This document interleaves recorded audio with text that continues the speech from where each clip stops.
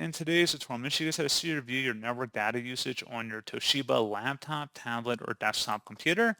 So this should hopefully be a pretty straightforward process here, guys. And without further ado, let's go ahead and jump straight into it. So all I have to do is open up the search menu and type in settings. Best result, you'll come back with settings. Go ahead and open that up. On the left panel, select network and internet. And then on the right side, scroll down and select advanced network settings at the bottom.